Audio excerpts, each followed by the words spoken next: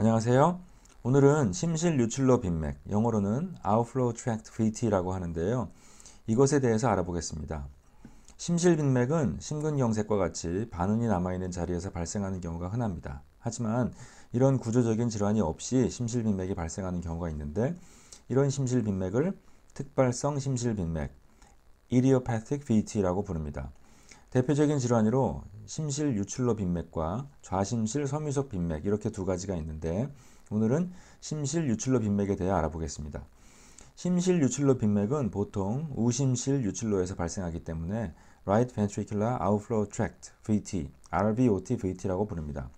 하지만 대동맥판 주변에 좌심실 유출로에서 기인하는 경우도 있어서 뭉뚱그려서 Outflow Tract VT라고 부르기도 합니다. 좌심실 섬유석 빈맥은 영어로는 Fascicular VT라고 부릅니다. 심실 유출로 빈맥은 보통 우심실에서 기인하므로 흉부 유도는 좌각 차단, Left Bundle Branch Block 패턴을 보입니다.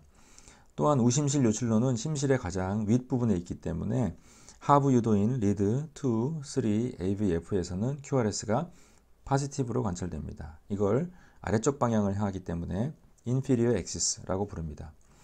평소에 같은 모양의 심실 조기 수축이 다수 관찰되며 홀터 심전도나 운동부하 심전도에서 심실 빈맥이 기록되는 특징이 있습니다. 심도자 절제술로 비교적 쉽게 완치할 수 있으므로 심전도 모양을 잘 기억해 두는 것이 좋습니다.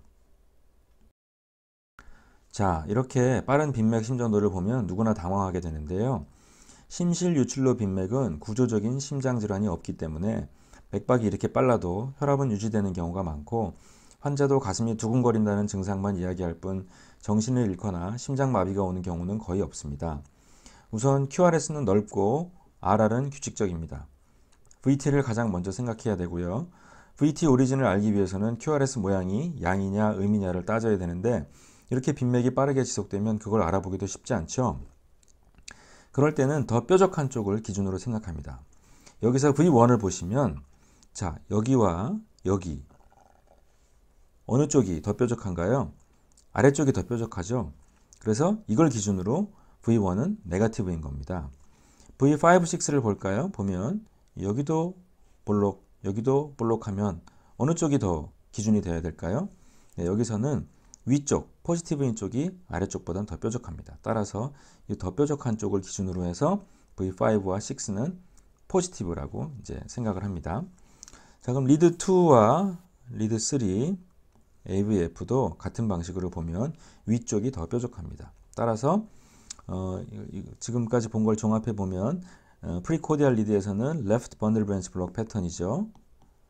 그리고 우리 소위 Inferior 리드라고 말하는 리드 2, 3 AVF에서는 포지티브이기 때문에 우심실의 제일 위쪽 LBBB의 Inferior Axis를 보이니까 RVOT에서 기인하는구나 이렇게 쉽게 생각할 수가 있습니다. 자, 이건 홀터에서 기록된 심전도인데요.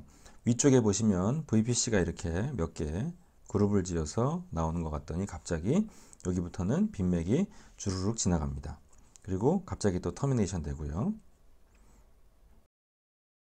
또 다음은 운동부하 심전도인데요. 여기서 보시면 이렇게 여기서 빈맥이 갑자기 시작이 됐다가 주르륵 지나가고 종료되는 것을 관찰할 수가 있습니다. 이렇게 RVOT, VT는 홀터나 트레드밀에서 VT가 갑자기 시작되고 종료되는 것을 잘 볼 수 있는 것이 특징입니다. 자, 오늘은 그 Idiopathic VT, 특발성 심실 빈맥 중에 Outflow Tract에서 오리진하는 VT에 대해서 알아보았습니다. 다음에는 또 다른 내용으로 찾아뵙겠습니다. 감사합니다.